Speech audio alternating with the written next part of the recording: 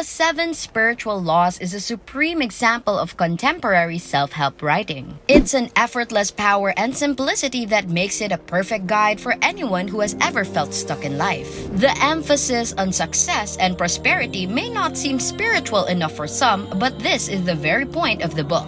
If you are not a self-sufficient hermit, then you are an economic actor who must be able to reconcile wealth generation with the spirit. In being both a devotional tract and a prosperity manual, the 7 Spiritual Laws acknowledges this and is therefore an emblematic work of our times. So, if you want to know more about this, then this video is for you. For today's video, exclusive to our Manna members, we are going to talk about why you need to know the 7 Spiritual Laws of Success. If you've heard about Deepak Chopra, you know he's not just a spiritual teacher, he's also a writer.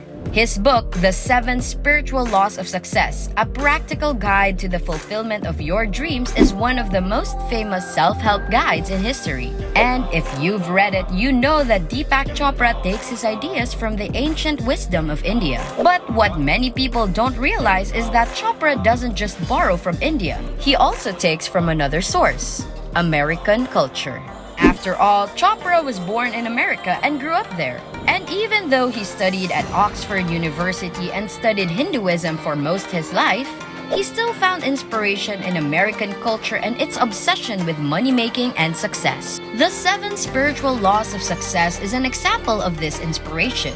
It draws on Eastern thought and quantum physics to show us attunement with the non-material realm as the key to worldly success. While Napoleon Hill's work arose out of the simple American obsession with money, the 7 Spiritual Laws draws from Eastern thought and quantum physics and the notion that power derives from stillness. Identifying immutable laws of success is a great challenge of self-help literature. Karma, cause and effect, and dharma, purpose in life, have been with us for eons, and they form 2 of Chopra's 7 laws. Here, we look briefly at his other 5. The first one is the law of pure potentiality.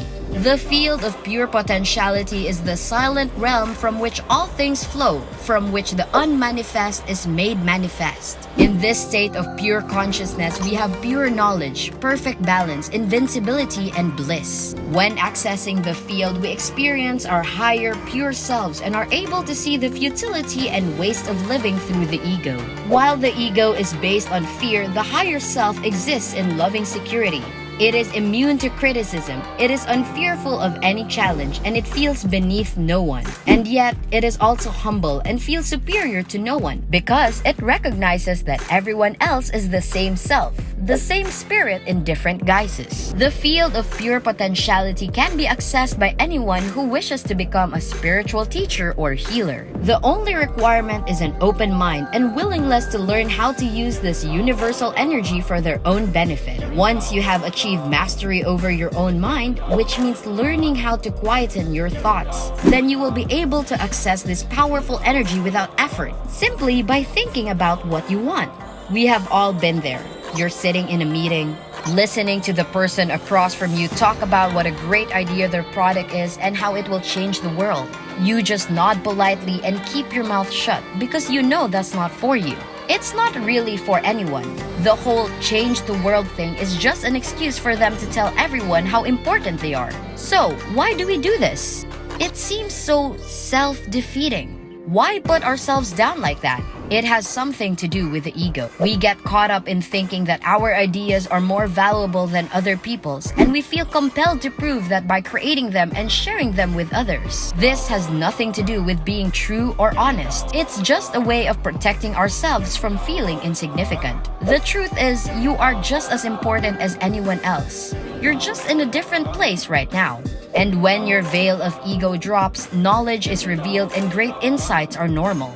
Carl Sagan says that if we could stop trying to uphold our importance, we could see the grandeur of the universe. We can access the field of pure potentiality primarily through.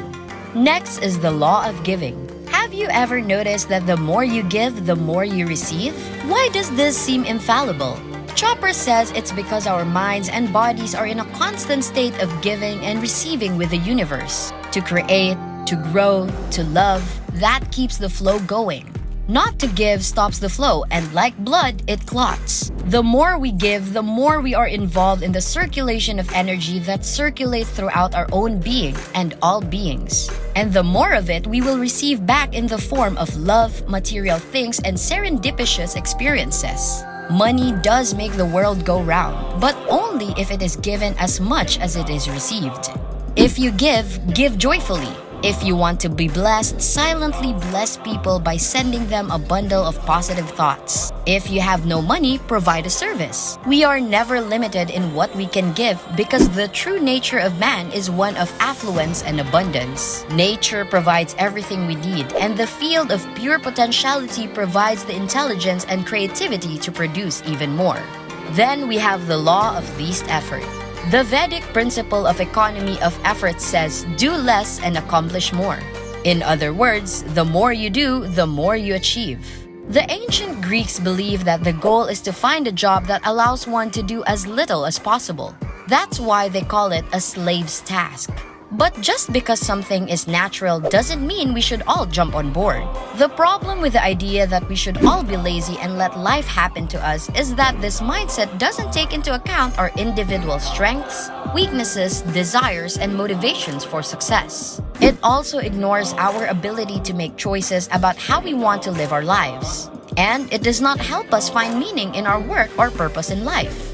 Chopra suggests that when our actions are motivated by love rather than the desires of the ego, we generate excess energy that can be used to create anything we want. In contrast, seeking power over others or trying to get their approval consumes a lot of energy. We are trying to prove something, whereas if we are acting from the higher self, we simply make choices about how and where we will affect evolution and bring abundance. When you act from this place of love and sharing, your life becomes easier because you don't have to try so hard or fight as much against outside forces that may not be in alignment with your highest good. If you can learn how to live in a place of love and sharing with yourself, then you can share it with others too.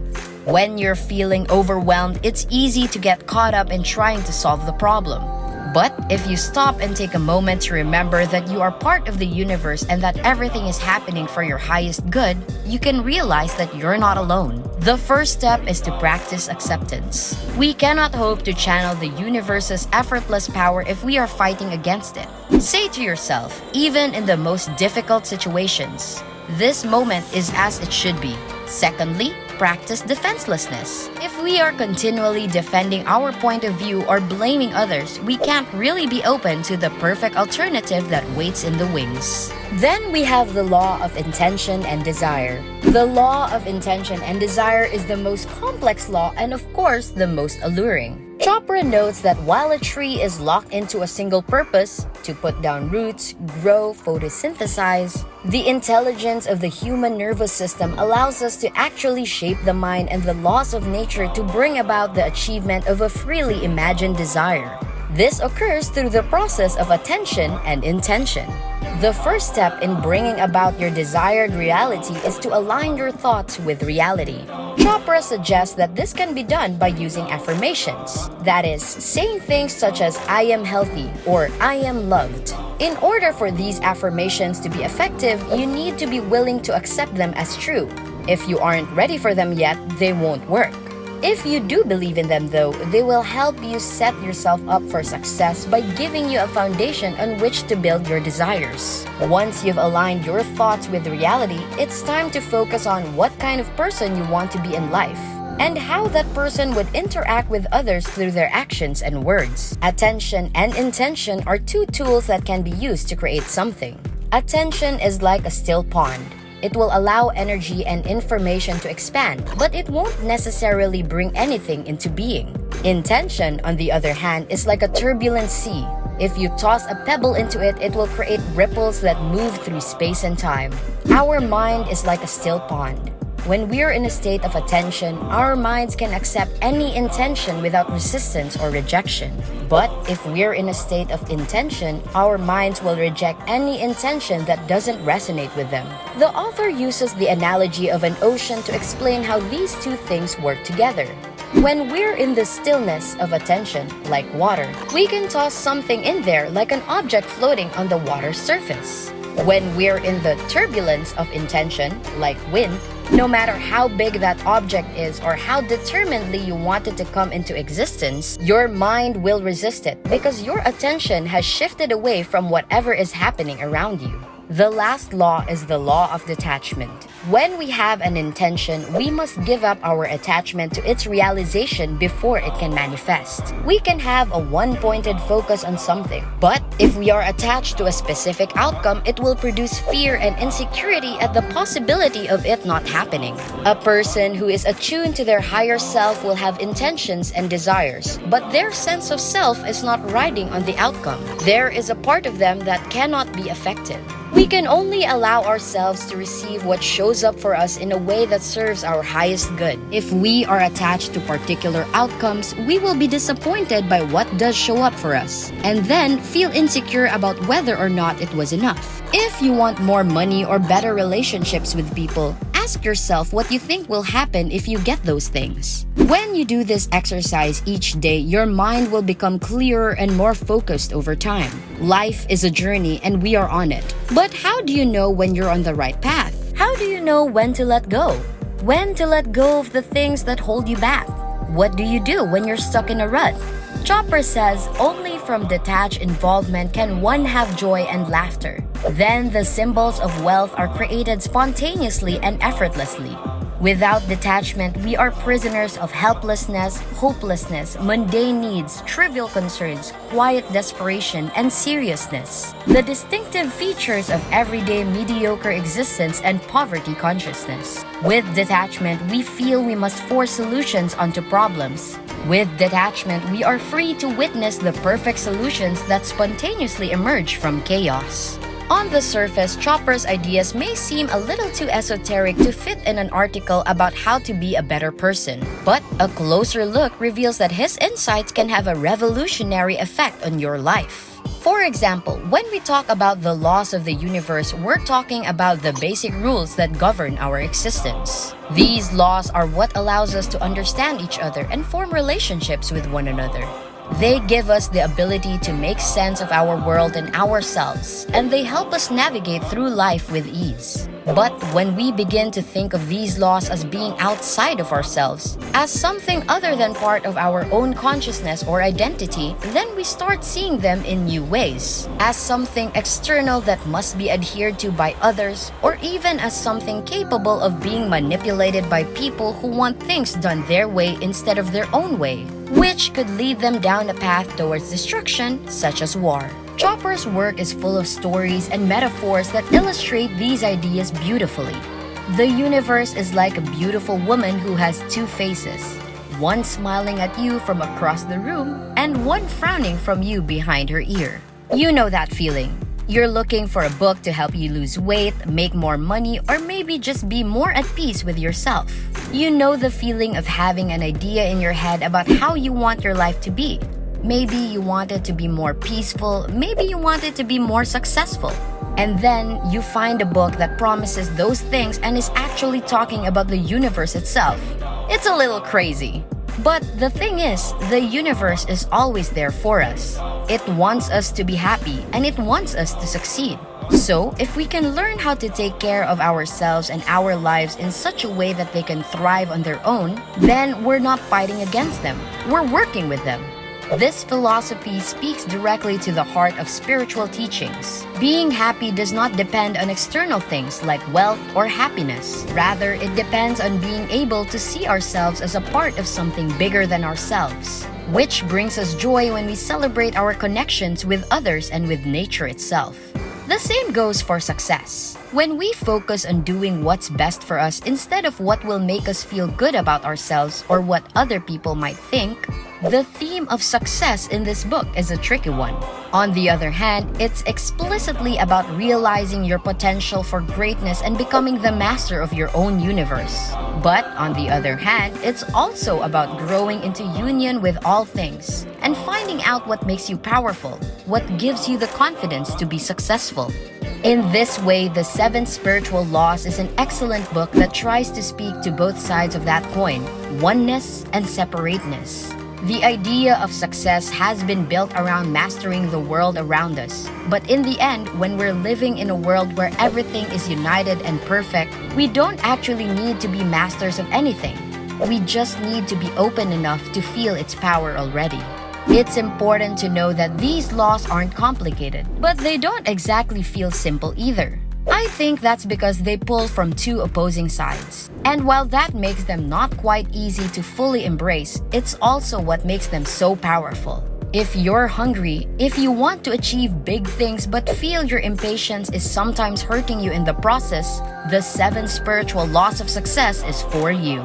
These laws are a roadmap for success. They're not just about chasing goals and reaching milestones, but about learning to recognize when you're being overcome by negative emotions and how to move past those feelings into something more constructive. They're about taking responsibility for your own happiness. Not just doing things for yourself or others, but doing things because it feels right for you. Because when we do things out of pure self-interest, when we act on impulse or emotion rather than thoughtfulness, we end up with nothing but frustration and regret. But when we do things because they feel right, we end up with, well, success. There you have our Manna motivation video for today. Don't forget to subscribe to our channel, click the notification bell, and like this video. If you think that we have delivered value, please share this video with one person. Just one share is enough for you to show your appreciation for the commitment and hard work we all put together in creating this video that teaches and helps you on your mission of building your own fortune. And you don't know that one share could go a long way. And keep in mind that no matter how many times you're going to watch this video, you won't see any results unless you take action. Goodbye and see you at the next one.